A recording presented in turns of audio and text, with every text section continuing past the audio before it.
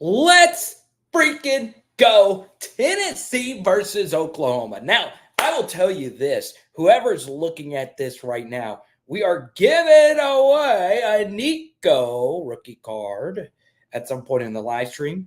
And look, if you want your question to be immediately answered, feel free to drop a Venmo or Cash App or Super Chat donation. I don't know how long I'm going to go live. We do have a very fun guest coming up from the Oklahoma side of things. But I want to start with obviously the Josh Heupel angle. And on top of that, I want to say thank you to every single Tennessee and Oklahoma fan because I did not know these would be two of the biggest teams that would show me love on Power Hour SEC. And I want to pour back into you. I know that sounds like very youth pastory strange, but I am a believer in doing live shows and answering your questions from how I see things. Okay. So the Josh Heupel angle is very interesting to me. I do think it's being a little overhyped, if you will, right? Josh Heupel, of course, is a very driven individual. Now, do I think it's a big deal that this man who won Oklahoma their last national championship and was a coach for them for so long and was let go by that school only to become, to me, one of the top 5 coaches in America? I truly do believe that. Yeah, I mean, it is a very interesting character arc that you really only get in this wonderful sport called college football. But I mean, Heupel has been in some bigger spots than this one, right? Both of the Georgia games were bigger than this one. Both of the Alabama games over the last couple of seasons were bigger than this one, right? Those had heavier direct playoff implications. And you can make a very strong case that while Tennessee was dominated by Georgia, the game plan was for the most part fine. And then obviously his Alabama game plans have been very good.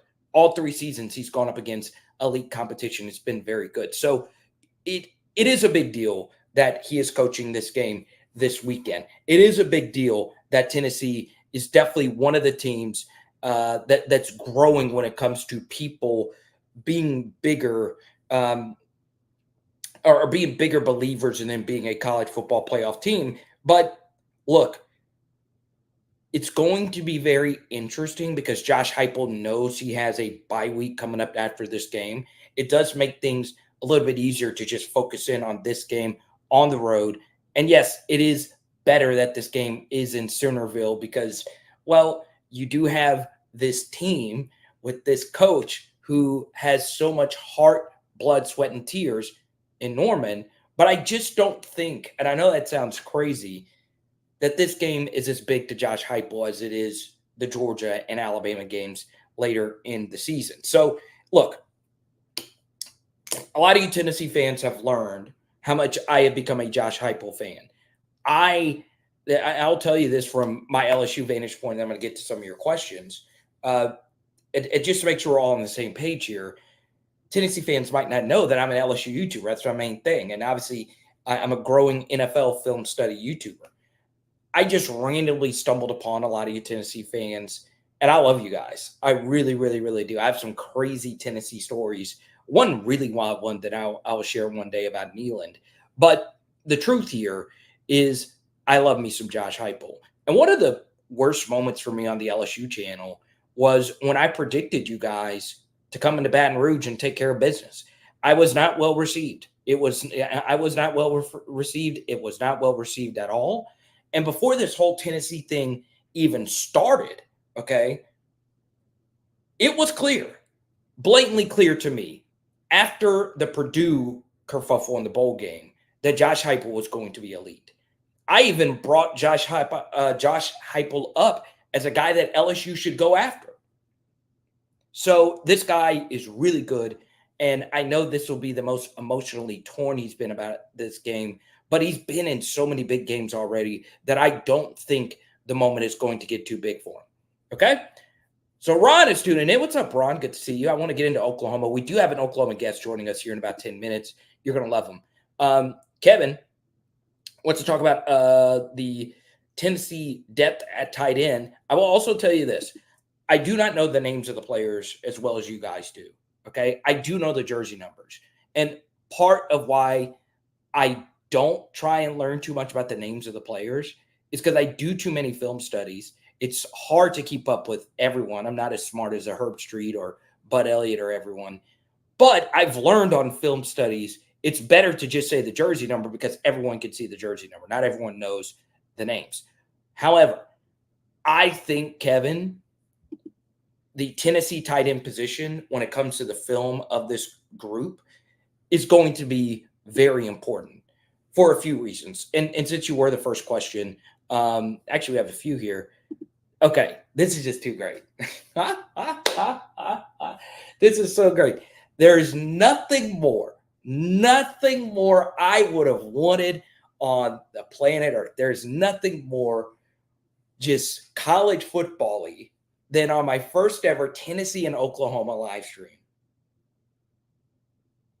That the first comment came from God, Guns, and Ammo. What else do you need in life? What else do you need? God, guns, and ammo. Now, I would have replaced ammo with something else because if you're telling me that I'm getting guns, I would have expected the ammo would already be in there.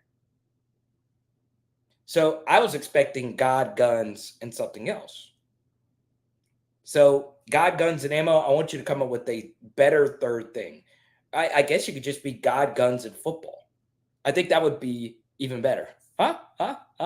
So I want to introduce you guys to one of my all-time favorite viewers. Me and Victoria have been really good friends for years now. And she's big on the LSU channel.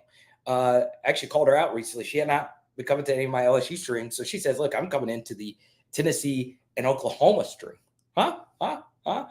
So JP, good to see you. Thank you for all your support, JP. I know you're more of a basketball guy. Timothy, thank you so much. Thank you, DA. This is my first ever show, but I know what you're saying, the film studies, okay? Vic, I really appreciate you so much. Now, I want to say this one thing about Oklahoma before we get to our guest, okay? Since I've talked so much about Tennessee. BRENT Venables is one of my favorite defensive minds from a film perspective, okay? The most underrated BRENT Venables thing. Obviously, Brent feels some type of way about this game because there are a lot of Oklahoma fans that would do whatever it takes to trade Venables for Josh Heupel. You can't go into that with that mindset. I think a lot of you Oklahoma fans don't publicly feel that way, but privately you would. There's a lot of teams that would trade their coach for Josh Heupel right now. I truly do believe he's a top 5 coach in all of college football, okay? So, BRENT Venables, though, to me, is still one of the best defensive minds that has ever walked the face of the earth. And I don't care about all the sign stealing stuff from Clemson and all that stuff. He's still elite. There has never been a defensive coordinator that rattled Joe Burrow outside of Auburn that year, as well as BRENT Venables did. And it took a miraculous effort from Joe and Jamar to get LSU out of it. There are so many big games that BRENT Venables has coached up the Clemson defense into winning big moments. So do I think Oklahoma has enough defensively to keep up with Tennessee? I don't know, but I will also tell you this. Tennessee has not faced anybody defensively that touches Danny Stutzman. And I understand this isn't the absolute best Danny Stutzman game because, you know, everything's so spread out and they really neutralize your best linebackers and all that stuff. But I do think Danny could play a big role in stopping Tennessee's running game with the light box. So there you go. Connor, I got the absolute perfect person to answer this next question, and it is coming up. Oh, he's coming in hot.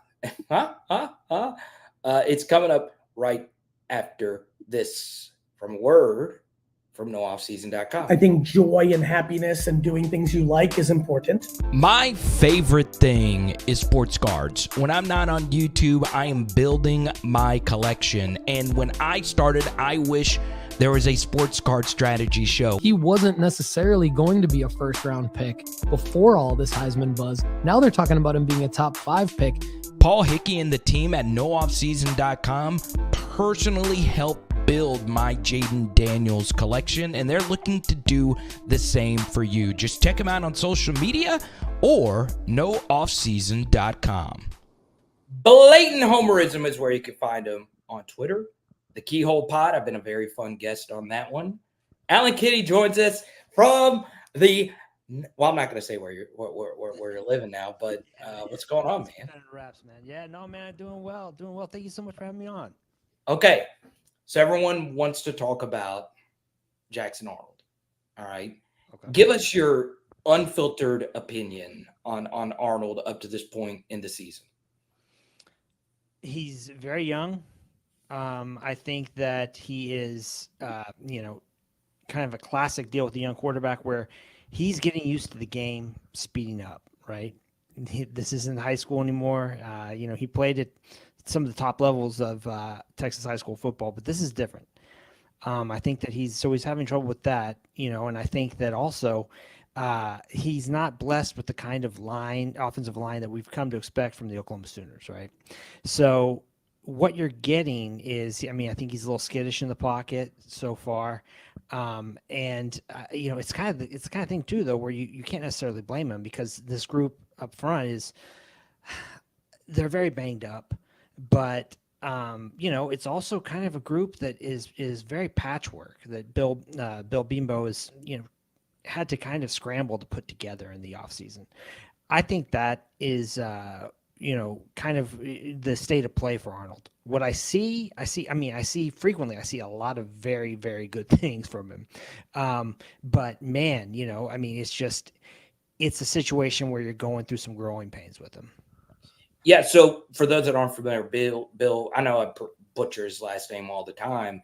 He's kind of like the Jeff Southland, the Eagles offensive line coach. Like everyone mentions him as being one of the better offensive line coaches. Would you agree with that? And do you think it could get fixed before playing Tennessee, who's got one of the best defensive lines in the country? The proof is in the pudding there. The number of NFL draft picks he's put out. Ironically, he really just now had in the last 2 seasons has had number one, first round draft picks, but he's got a ton of them in his the other rounds in his career. And you look at the success of Oklahoma's offense, going back to when he came there, I think his first season was maybe 2013. Okay. And he's, Lincoln Riley gets a lot of credit for that, or Jeff Lebby gets a lot of credit for that. That's not just a one-man show. The quality of OU's offensive line, has really fueled a lot of those, really prolific attacks. Let's talk about the Oklahoma skill guys, and we're going to get into a tight end discussion pretty soon, Kevin. I know this group has been banged up. 4's out, 3's out. I love me some Nick Anderson. What's the status with all the skill guys? And for me, Alan, I have been shocked. Now, I know some of this is offensive line related, but I have been shocked at the lack of juice in the Oklahoma running back room. You could put OU's running backs up with anyone, honestly, in the modern era. So your thoughts on Oklahoma skill guys, their health, and how they match up versus Tennessee? Yeah, skill position wise, the receiving core went from being one of the deeper ones probably in the nation to super thin, super fast. Jaleel Farouk, broke a bone in his foot, first series, I think, of the season. So, he's been kind of snake bit with that injury, and it seems like it maybe is something that, resurfaced. Nick Anderson hasn't played in the first 3 games. There's maybe like a soft tissue thing going on there, something like that. Jaden Gibson was lost before the season. He was one guy who was really coming on and, he was really good in the sense of not only was he a threat down the field, he was a great blocker, just a real dog out there, man. And he's gone. So out for the year with the torn ACL. So, the room is thinned out quite a bit. Nick Anderson, number 4, he'll probably be playing on Saturday. Good. Let's go. That's kind of the early word. Now, I don't know if, how effective he'll be, but it seems like OU has really missed him going down the field. Yeah, I I actually do like Nick a lot. And I think he would just add so much. I've liked Burks. I've liked 6. I've liked 15 as well. He's done some really good things. Let me ask you this to the defensive side of the football. I know everyone knows Danny Stutzman, but defensively, the Tulane game was a little misleading, right? They made a few really difficult plays, and there was a pick 6 mixed in there. Obviously, the big question is how does defensively Oklahoma match up with Tennessee offensively? I mean, do you think there's a world where where Oklahoma has a good day versus Nico and the Vols? Well, I mean, a good day against this unit is, you kind of got to grade on a curve, right? I mean, looking at how this offense is set up, it is relentless from what I've seen. Josh Heupel has always been, whatever problems Oklahoma fans had with him when he was here, he is just a master when it comes to just drawing something up right there on the whiteboard. That was always kind of his rep. And what he's done with this group has been really impressive so far from what I've seen. So, the good thing for Oklahoma, I think there are a couple things that fit well here. First of all, they've built up a really solid defensive line. Like that was maybe the biggest issue that Brent Venables had to fix or figure out when he got here. He brought over Todd Bates from Clemson, great hire, who has really, they just went to work on getting more bodies in there. And now they've got a pretty good unit out there. I mean, the question becomes, OU's played a lot of 4 down front so far this year. Haven't seen much 3 down. So, Venables always kind of focuses in, I think, first on stopping the run, obviously, right? Yeah. I'm not sure you can do that against this team just because of the way they spread the field. And OU has really solid corners. They're really physical. They're big.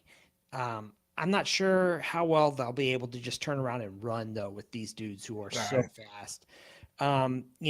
It also helps though that OU does have a really good rotation of safeties with Billy Bowman, Robert Spears Jennings, who has been perhaps the best player on the defense Stutzman's been the best, but okay, I was gonna say, Spears James has been up there, and plus you got Peyton Bowen, who is a 5-star kid in his second season that's been working out there. So Venables likes the hybrid defensive players, so there's some stuff that he can do here, I think, to move those guys around and maybe mitigate the threat that you're looking at from Tennessee. But man, like it's water torture with those guys, right? Because it's just relentless. Just they're fast and they play fast, and it's just nonstop with them. Bowman's INT was like incredible. I mean, that was a really, really difficult play. And who's number 90? I'm so used to just saying numbers. Yeah. Caden Woolard, he transferred over from Miami, Ohio. Okay, nice. He's been a very again, this was part of building up that front 4. He's not necessarily a superstar by a stretch, but he's so solid. And he's solid. I mean, it's been a big help. My favorite Oklahoma defensive play was one that we did in the film study versus Houston, where he was just jamming a lot of things up. And I won't get into like all the technicality. I can nerd out over defensive line play. And they are so freaking well coached. Yeah. And the thing is, when you play an offense like Tennessee, what the hell is that? Did you see that? Yeah, well, I don't know. I have no idea. Why are there balloons? What are the balloons? What are the balloons for? What are the balloons? I don't. I know if you do thumbs up, like they'll be like, I don't know what the balloons are. It's a celebration with Alan Kinney in here. Always. I know you got other pods and stuff like that to do, so I won't keep you too much longer. But it is amazing how well this group played together through the first 3 weeks, and that's why I go back. Venables defensive coaching. I mean, it's going to be great. You just it's one of those things where, like, going in, I was just so high on Tennessee, and I had Tennessee winning this game. I still think they'll win, but based on the vibes, I guess you could say, about both of these programs heading into this game, there's going to be a lot of public money that thinks Tennessee's just going to blow them out and cover. And I don't think that. And I've always felt this way. The Heupel Tennessee team, they are the best ass whippers. They are so good at whipping, like running up the score. Trust me, I've seen it in Baton Rouge with my own two eyes with Hendon Hooker. I think Oklahoma's going to stay with them. I think this is going to be one of the best games of the season. How do you feel? You do a good job being objective about your Sooners going into this one overall. I mean, the issue here for me looking at this matchup is OU's offense has been so, I mean, it's sputtered a lot, right? And you can see eventually things might come together. I think that there's going to be a cap on how good this team can be because of the quality of the offensive line, but we haven't even really seen that group play together, right? Yeah. But when I look at this, the issues that I see come up are with a team like Tennessee. I mentioned that relentlessness with the offense, right? If you go back and watch, for example, the North Carolina State game, I felt like watching that. I thought that North Carolina State in the first half actually did a pretty good job of at least minimizing the damage, right? I mean, Tennessee had 10 points, I think, through the first 4 possessions. But it was like watching someone take a pop gun to a rocket fight, man. Like that offense that they were running, they could not sustain drives. They could not do anything at even at best really to affect field position. And then, you get into the issue of, turning the ball over and giving Tennessee a pick 6. Those are the kinds of things that I worry about with OU because, the defense can get stops, right? And, getting a handful against an offense like Tennessee is good work.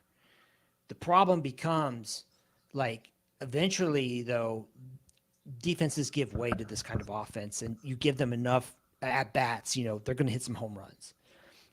I worry about OU sustaining drives and not making the kinds of mistakes like we saw last week against Tulane where, Jackson Arnold really threw a poorly advised ball over the middle of the field and they took back for 6.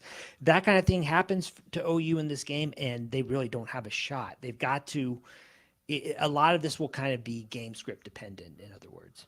Yeah. I like Thomas 32. I mean, he's been bending the edge well. I'm a little excited to see Arnold's dual threat ability, see if that affects Tennessee in the scramble game some. But guys, he's been rough. He's been rough. But we got year 2 5 stars. One thing I'll say though is so when that crop of quarterbacks were coming out, Nico was like by far my number 1 guy. And then then I learned he was going to Tennessee. I was like, man, he's going to just freaking light everything up. He's not had since he's been the starter. He's not had this lights out game just yet. If you get what I'm saying. Now, I'm not saying he's not looked great. He has looked phenomenal up to this point. But I do think there's going to be a piece of Venables that says, well, I want to make sure I stop the run first, like you said, and then worry about everything else. I'm so excited to watch this game because of the styles, because of the Heupel tie up, and that was what I wanted to end with you here. From an OU perspective, how do you view the Heupel reunion here? And give us a little background when Heupel was fired and how everything just kind of transpired from how you understood it. Yeah, I mean, Josh was obviously, a returning hero. You know what I mean? When he came back to OU as a coach, he did some time, kind of under that air raid tree. And, Bob Stoops, I think really identified him as kind of a star in waiting as a coach pretty early on. I mean, if you look back at Heupel's career, Stoops made him the play caller for the offense in 2011 after Kevin Wilson left. And, Heupel had no experience calling plays. The offense from there, I think that, a lot of factors kind of coalesced at one time to, kind of end up where they ended up. I think that probably Heupel, I think that if he was sour about getting fired, and who wouldn't be, right? Right. I can understand it. I think that he was running a lot of ways. Bob Stoops kind of asked him to run an offense there at the end that wasn't his bag, and if he feels scapegoated, by how things were turning out, then I understand. The program itself, I think, was really kind of struggling in recruiting in terms of just consistency, there was a lot of attrition, that type of thing. But when he did leave, there were other things though. I think you can make a pretty good case, like they needed a change, and you saw what Lincoln Riley did, right? I mean, Yeah, of course. Hit Yeah. the ground running. So maybe like for Heupel's sake, that experience and having to kind of like work his way back up the chain, right, did a lot maybe to kind of also build him as a coach. And he certainly seems to be more of a CEO type to me watching him now at Tennessee than I got the impression he was at OU. And I think that OU fans are excited to bring him back and see what he can do there. Obviously they're hoping this goes one way and not the other, but Yeah. I do think he'll get a warm welcome back for sure. Are you going?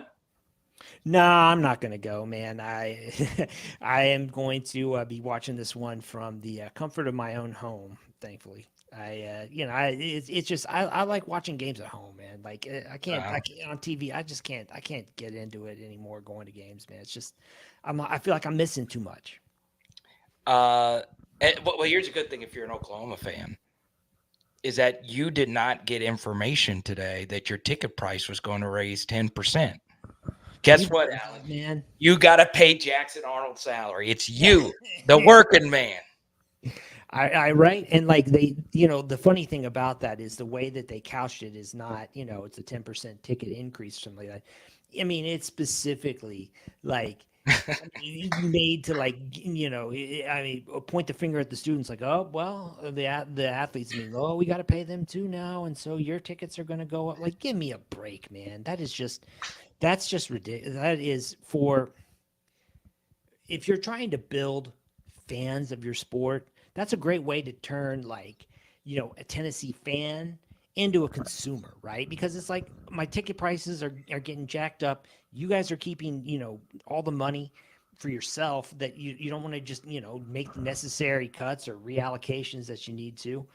And so, you know what I'm going to do? Instead of paying this 10% extra, I'm just going to sit at home and watch the game. And then, you know what? I'm going to watch a bunch of other games at once too. And maybe down the line, all these kids, for example, who are watching college football aren't going to be that interested in following Tennessee. They're going to be more interested in following, I don't know, maybe Nico or Right. No, you could see that. Yeah. Another program around the way. It's just, that's the kind of thing I just don't get what these people are doing, man. I mean, no, I do, but it drives me crazy. Score prediction. Do you have one, or is there a way you're leaning right now? Oh man, I don't have a prediction right now. I've been kind of going back and forth on it. Right. My guess would be that I think it probably lands under the number. And, I think Tennessee probably wins. I mean, somewhere in that touchdown range. So I don't know. I don't have a good feeling. I do think it is interesting to me that everyone seems to be putting their money on the Vols at this point, right? Everyone. Yeah. I like a Venables game plan in a big game, like I said a little bit earlier.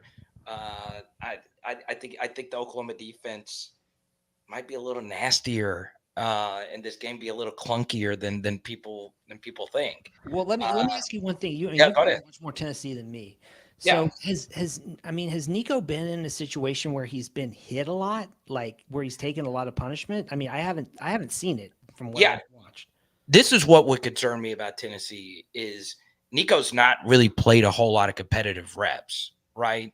When you're on the field versus Iowa and James Pierce is on your side going up against the worst offense ever, you feel pretty good like throughout the game. So that game was a blowout, shutout, whatever. And then obviously all three of these games this year have been blowouts. And the NC State game The Tennessee fans will tell you there was some clunkiness, right? He threw a bad pick mixed in there, and there was a pick six that went in his favor. So, no, he's not gotten hit a lot. Heupel's offense just operates so unfreaking believably quick. Yeah. And Tennessee's pass protection last year was ass, right? They lost Darnell Wright to the NFL, and they had a rotating door, and in particular, their right tackle position was abysmal. And they got my guy Lance Hurd, one of my LSU guys, and he didn't play last week. I think he's going to be good to go for this week. But their offensive line is just way better. I mean, they've got a really, really, really good group. And one other thing I'll say about Tennessee is I feel like I know it's like a 3-game sample. All the other coaches have done really well. Like the defensive line coaching all the way up till Tim Banks, the DC, and all of that. They have been really sound defensively. And I have really enjoyed watching them. So on film, obviously Tennessee has looked way better than Oklahoma. It's just not been competitive. Like, Grace McCall threw that game away in many ways. And there's been NC State fans that have sent me emails saying, I really do think we would have been competitive. I was like, I don't think that, but the pick six was so big. And so it ended their game. It was over. It was over. No way, yeah. But Alan, thank you so much. I know you do like 1,000 pods. You've been one of my you've been one of my closest and this is the first time I've ever done a Tennessee or Oklahoma show. I envision you being the first guest for this. You are too kind, man. You've been my favorite radio guest. Once again, let me put it back up on the screen. The best way to support us getting some of the best guests that you could find is by shooting them a follow on Twitter. Let them know how much you appreciated the appearance. Alan Kinney, he goes on the Bomani Jones show every year for the Texas State Fair, right? Well, let's be clear. Bomani is gracious enough to come on my show. No, it's the other. No, it is oh, yeah. Okay. So he goes on your show, but he should pay you to be on your show for the exposure you give him. Oh, please, man. Please. Yeah. I mean, Bomani is like, man, I get to go on Alan's airwaves. Oh yeah, let me tell you. Yeah, he's every year. Yeah, he's so thankful. No. Well, I appreciate you big time, bro. Yeah, for sure. Anytime, Carter. You're the best, man. Let's go.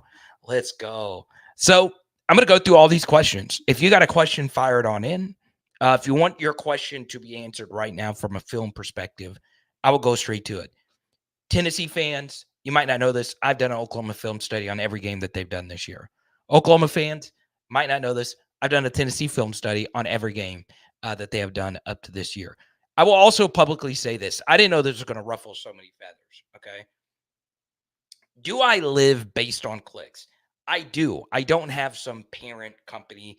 I'm an individual guy. So, yes, I do videos that I hope you guys click. Now, if I really wanted to get clicks, I would post the absolute bottom feeder content. Every video would be about Arch Manning.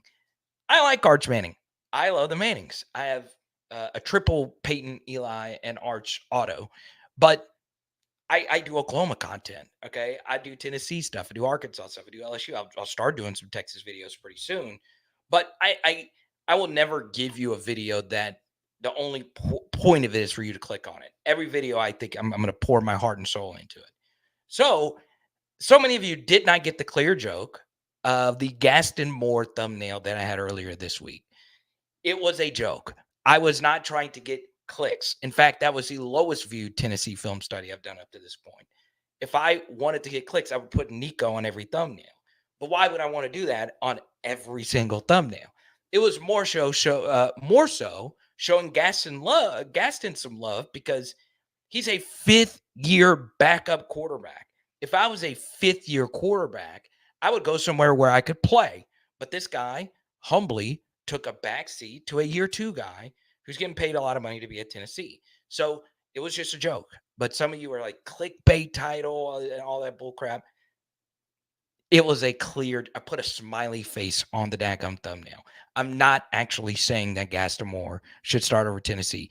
I didn't think I would need to clearly say that, but some people were pissed off about it. Let's go to Morris with the Slurpee. I'm a Tennessee fan who lives in Oklahoma and had a son go to OU. Mad Ghost. I like that. So Zofix has been killing it in the chat, man. Let me go to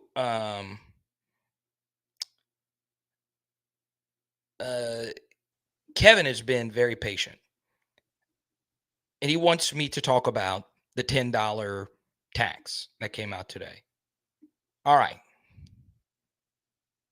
Or it wasn't the $10. It was the 10% tax. Now, you're getting this from a neutral perspective. It's probably coming for LSU. All right. So all my family and friends that have season tickets, they're going to get hit with this as well. It's dumb to not do this because every fan is going to pay for it. Now, you've seen all these people wax poetic about, well, why are you getting the fans to pay for the 10% increase for athletes? And it should be all the television money that you get. Well, you want to know why teams are doing it? They don't give a damn about you. They care about getting the people that actually want to pay it. And guess what? You're going to pay it. Now, does it make it right? No, it doesn't make it right. But guess what? This is how it always works. If you take money away from one powerful group of people, they're going to find other ways to get it. So if they know the demand is always going to be there, they're going to hike things up. It's just simple economics. Okay. Now, am I the best person to talk about this? No, because I don't have season tickets to any team. I'm an analyst. I try not to go to games, even though I freaking love going to games. It's part of the sacrifice when you pick this as your industry. But Tennessee games are a big freaking deal. Okay, from the lights and all of it. And I want to go to a Tennessee game next year. I am so all in on covering this team, and I want to go to LSU Oklahoma next year because, well, that's my team, and I grew up watching those Sooner teams. I remember being little watching the Josh Heupel National Championship team. I love watching Sam Bradford and all those freaking guys, DeMarco Murray. I've always watched Oklahoma. And one thing I'll reveal to all my Oklahoma fans, I was the first person to interview Trevor Knight after beating Alabama. True story. I was with SiriusXM. I was at the game. I made sure to not shake Adrian Peterson's hand when I saw him because I've heard horror stories about Adrian Peterson crushing your soul just by shaking your hand. And, Oklahoma's been a big part, so I'm going to keep covering the team as the best I can from a film perspective and just doing these shows. So I have no dog in this fight. I really don't care each way. I'm sorry to say that. I should just say, well, I want Oklahoma to win or I want Tennessee to win. No, I really do just want this to be a good game. I'm so freaking excited to watch it, though. And I still stand by my preseason prediction of this being the most important game in the SEC this year, because I do think these are the two teams that will be fringe playoff teams, even though Oklahoma doesn't look all that good right now. This is a huge game for the playoff.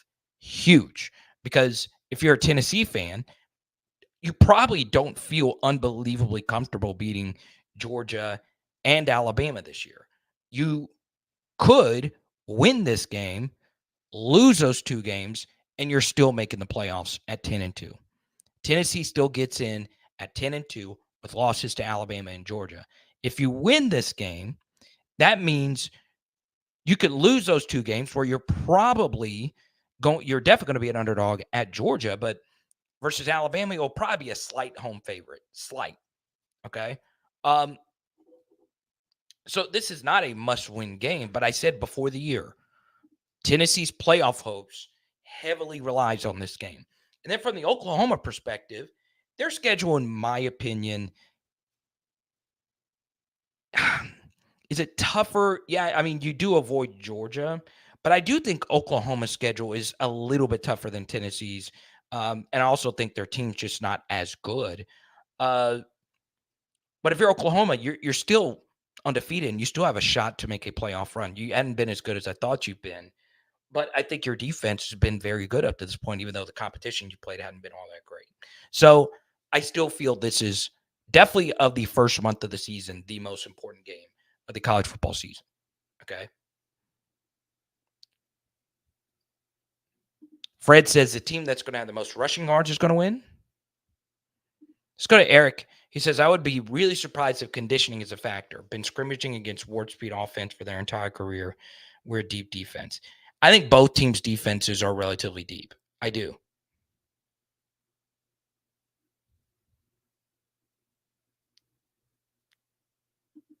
Okay. Let's go here.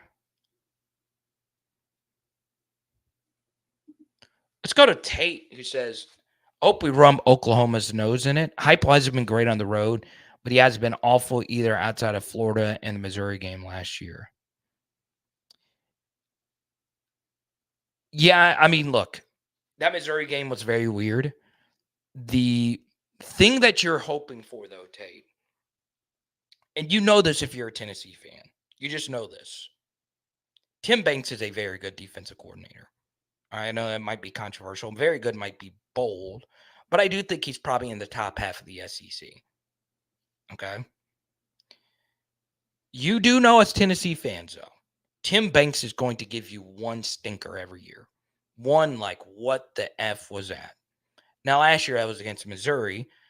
I mean, is that really all that bad? I mean, Missouri's offense was really good. And then the year before, of course, it was South Carolina.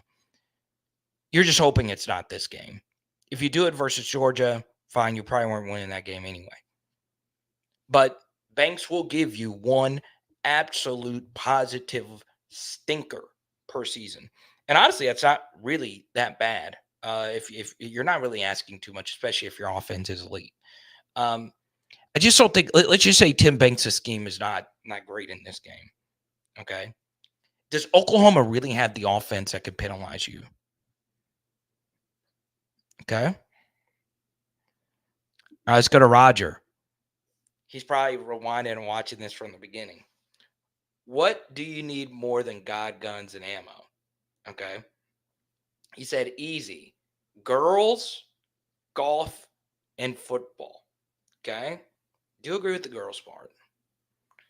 In the famous words of philosopher Jay-Z. Girls, girls, girls, girls, girls, I do adore. Underrated. And I'm not even the biggest Ho fan. He does have a cool name, though. His real name. But golf, funny thing, Roger. I am actually a consultant for a growing golf company. And if you want to learn more, check out Flow Grips. Yes. And why would they bring me in to be a part of the Flow Grip movement? Well, my best friend started the company. So if you want the hookup, hit me up. If you are a golfer, you know what grips are, right? It's the grips you put at the end of the club. Okay. South Carolina got our signals from Michigan. That's funny. Eric says the trip to Arkansas scares you. I don't know why. You actually match up really, really well with Arkansas. I would consider their team. I understand Nico Slaughter, knows a lot of the players on the team, so maybe he can give Arkansas pointers. I don't know, but you'll be coming off a bye week, and Arkansas will have been. This will be the 6th game in 6 weeks, and the week before that, they'll have 2 road games at Auburn, neutral versus Texas A&M and Dallas, and then you have Tennessee coming to town. I just don't see a world where Arkansas wins that game. I just think Tennessee is a god awful matchup for them. I really do think so. And Tennessee's a tough matchup for everyone. Okay. Let's go to Zofix. He's been on fire. OU's defensive starters have been playing 4 quarters for the past 2 games. That they have. And that game was also just weird. Both games were very weird. And what happens now, Zofix, with college football games and just football games in general, you have these weird QB stat lines. So if you looked at the Oklahoma-Houston game, and I did a pretty extensive film study on the game, you're going up against a really good quarterback in a room full of really good wide receivers, right? They had Muse, the transfer from Georgia, and so on and so on. Oh, Houston always has good receivers. So Smith is a good quarterback. And in that game, he was 24 of 28. You would have not thunk that he was 24 of 28. And we talked about the interception, by Oklahoma's number 3 a little bit earlier. That was one of the best plays of the season for Oklahoma. But you look at that game and you're like, well, Oklahoma's defense actually played pretty well. It did a good job, communicating the run, stopping the run. You also had the safety. That was huge to give you guys some breathing room. So, yeah, I mean, that game was a very exhausting game. You had to defend a Hail Mary there at the end or whatever the hell it was that they did. And, of course, this Tulane game was very competitive. And Tennessee has just been cakewalks up to this point.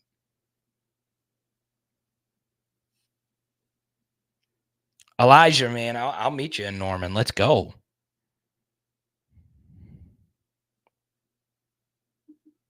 DA says, I'm more worried about Kentucky than Oklahoma. DA, have you seen Kentucky yet? I know they only lost to Georgia 13-12, but the last time Georgia was in Lexington, they were kind of sluggish offensively. And Kentucky's not that good. They're not. Soren says, I think we all know Oklahoma is 6-6, 7-5 at best. That's bold, man. That's bold. Yeah, that talent tax. How do you guys feel about that? Tennessee fans, most of you, I think, have said, I do not mind paying it at all because you're winning right now. Let's go to Jonathan. Well, I hope as a Tennessee fan that this happens. The level of rat poison is insane. I wouldn't worry about that. I don't know how the Tennessee I don't know the dynamics of Tennessee's locker room, but it doesn't seem, and I'll be honest, I'm always open with this. I don't really have many sources in the Tennessee building. I would like to know a few people on the staff or players or whatever. So this is just me saying this, but it seems like this locker room is together. And of course, it's easy to be when you're 3-0 with 3 blowouts.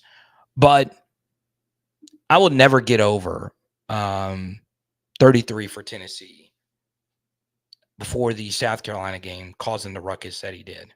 I will never get over that. Banks, isn't that right? That story still pisses me off.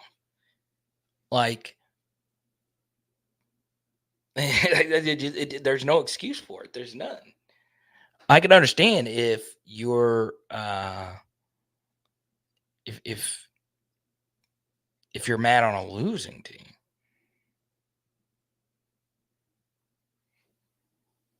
But I feel like Tennessee's going to be locked in.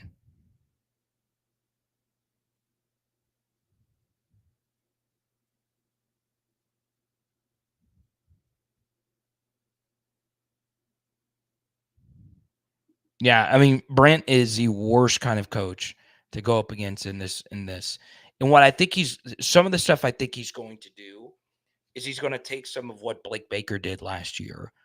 He's going to do some 3-man fronts. He's going to mix a lot of different things in. And what I think he's going to do is really change the numbers up front for Tennessee, right? Tennessee runs a lot of scheme that's obviously stretches you out and tries to give it a light numbers count in the box, right? That's why so many NFL teams were just out on Jalen Wright. Oh, you're live? Yeah, we're live. Okay. Hey, Sissy. Jalen Wright, you don't have him in this game. You're a home run hitter. But Dylan Sampson looks good. Looks really good.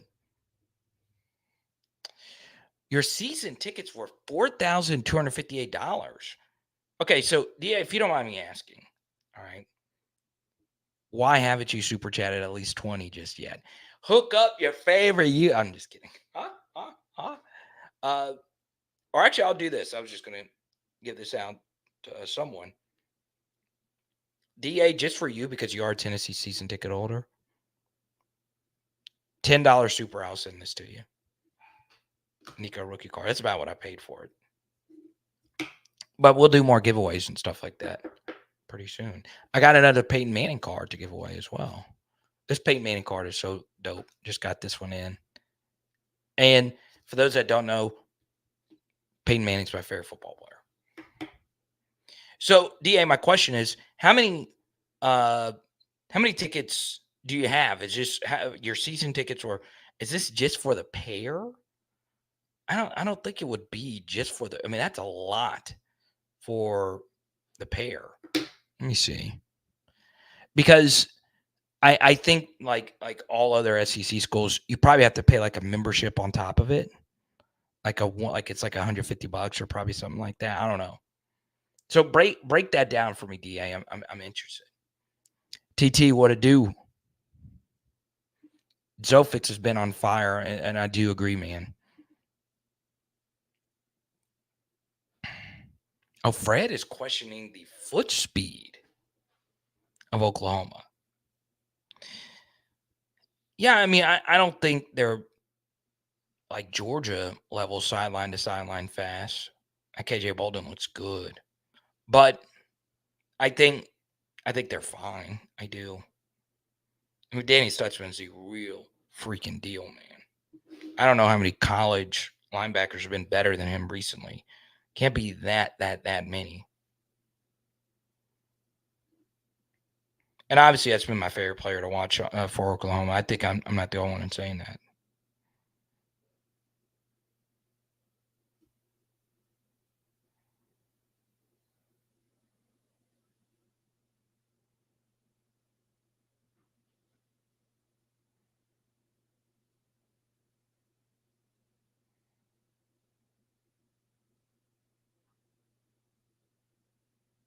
Let's see.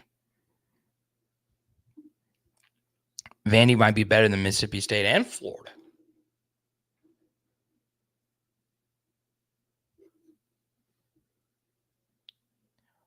Oh, that's how they do it, DA?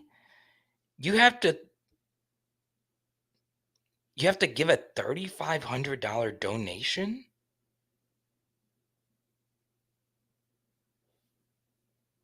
And then the tickets are set. Wow.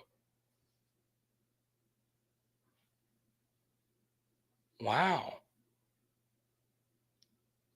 How many is it? 2 tickets? Only for 2 season tickets?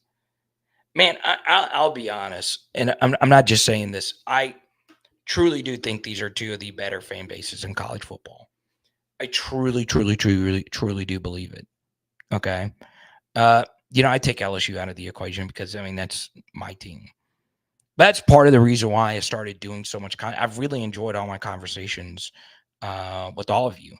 And obviously, one of my best friends in college football media was just on here, Alan Kinney, Oklahoma fan. Oklahoma fans have always been pleasant. Always. The Florida fans, though, you better watch out. Huh? Oh, it's for 3 seats. Okay. Can I go with you to a game next year? I'm down. I would love to see the night show, the light show at night. I would love to see that. I want to go to a night game bad.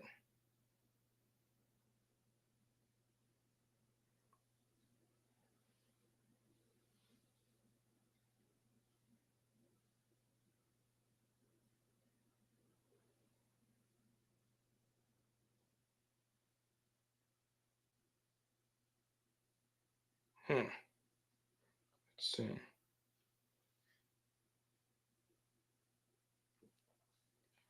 All right.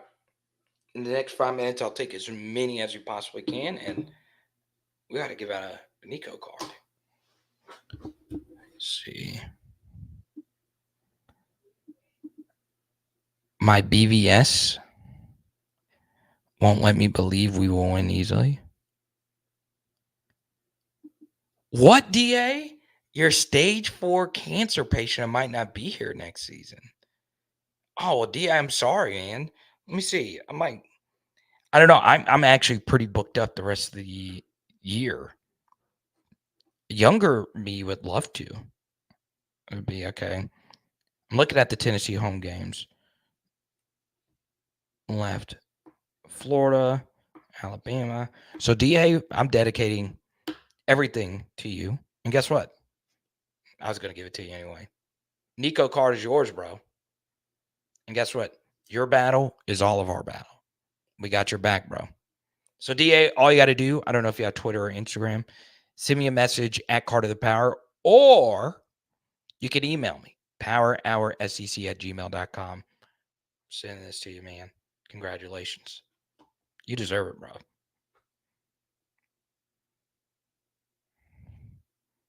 I mean, I would love to go to a game, man. I really freaking would. And y'all actually have a lot of home games left. You have 4 in a row here. Florida, Alabama, Kentucky, Mississippi State. Well, yeah, DA, we're here for you, bro. Thanks for sharing that, man. I know it's a very personal thing. But yeah, if I could make it work, I'll just shoot me an email. I'll try to make it work. How far of a drive is Knoxville from where I am? Let me see. Could I drive it? Because, like with these SEC cities, you would – what do most people do? Do they fly into Nashville and just drive it? Or what? How do people normally fly into Knoxville, basically?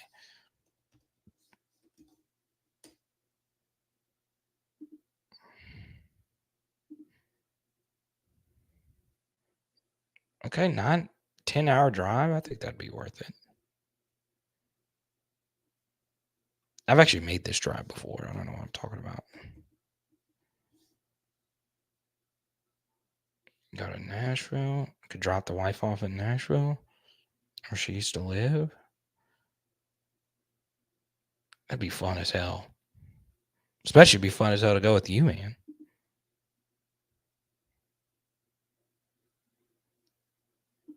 Fly to McGee Tyson for about 200 round trip. Okay. I kind of like driving long distances, though. It would be worth it, though, to go to a game with my guy DA. So DA, don't forget, shoot me an email, powerhoursec@gmail.com. Oh, look, I can see we could hook up with our guy JP, the basketball genius. Okay. And DA, I got a bunch of very religious people on my LSU channel, and Amacat is one of them. As is Tyler, who's in here. He'll pray for you as well. I'll pray for you as well, as you know. But I'm sending you a Nico card, which is good. Not as good as prayer, but it's still going to be good. But yeah, now that you asked me, that would be fun as hell to go to a game with you.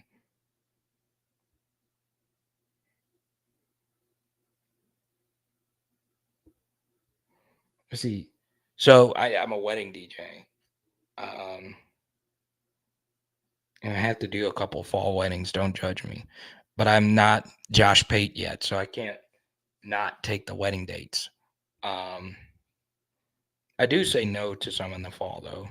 I try to not book too many in the fall. Bama game would be insane, bro. Bama game would be insane. I can't go to that one.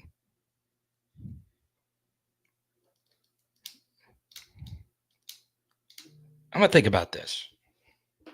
God, this would be fun as hell.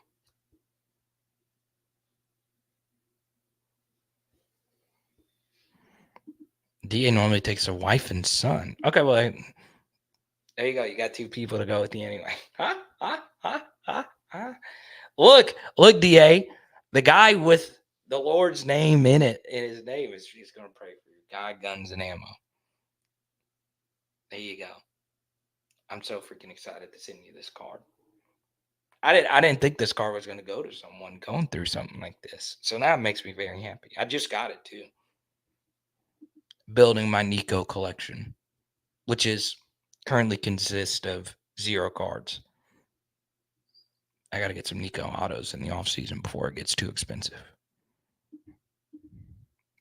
By the way, if you want a free sports card consultation, sign up now, nooffseason.com. I'll give you a one-on-one call.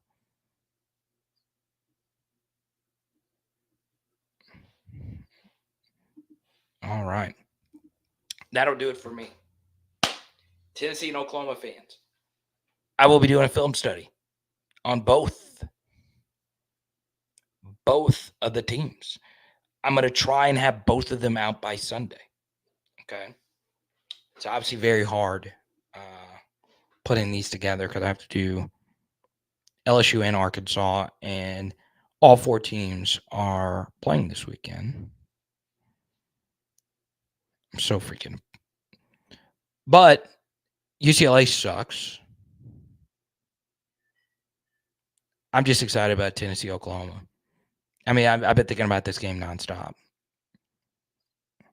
And I said before the season, if the Tennessee and Oklahoma stuff continues to crush, which it has, we are going to do a live stream this week.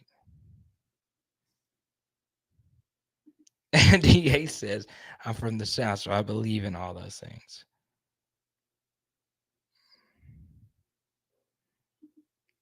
Hey, dude. I got guns and ammo. I have been giving you nothing but love. I have been giving you nothing but freaking love all stream. And you decide to drop this. God, guns, and ammo. Now, I know to not mess with you too much. But, I mean, come on now. We have been very friendly all live stream, but you had to bring it up.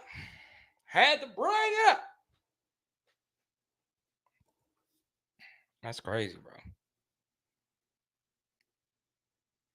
1,300 for the nosebleeds for the Bama game. Ugh. All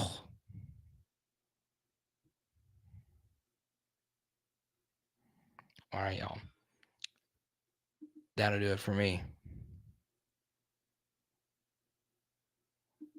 Oh, yeah, you deserve it, bro. Cayman, what's up, bro? OU fans, best of luck. Tennessee fans, best of luck. I'll give you my score prediction.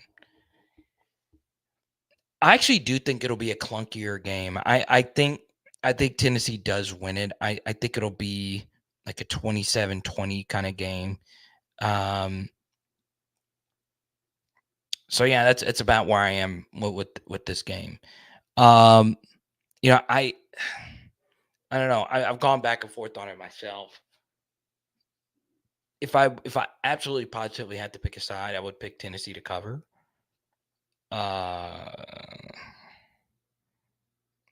But I do think it's going to be weird. Okay, the email is very simple. You see the name of the channel, Power Hour SEC. It's that at gmail.com. Send it, include your address. I'll mail it out tomorrow, man. No questions asked. And I actually bought this card, I think, from a veteran. So that's pretty cool.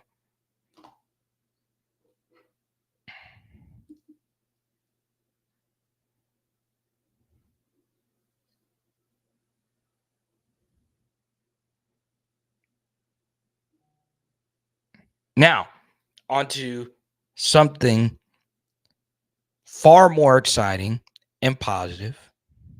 How about those Tennessee Titans? I'm kidding. The Titans knew better. They knew better than to go get a Kentucky quarterback to build their franchise around. Why would you do such a thing?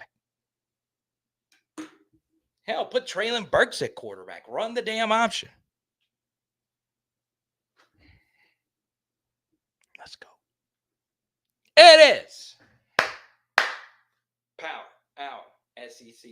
Boom. Special thanks to our guest, Alan Kinney. And tonight, Oh, we're doing steaks tonight. Let's go. Huh? Let's go.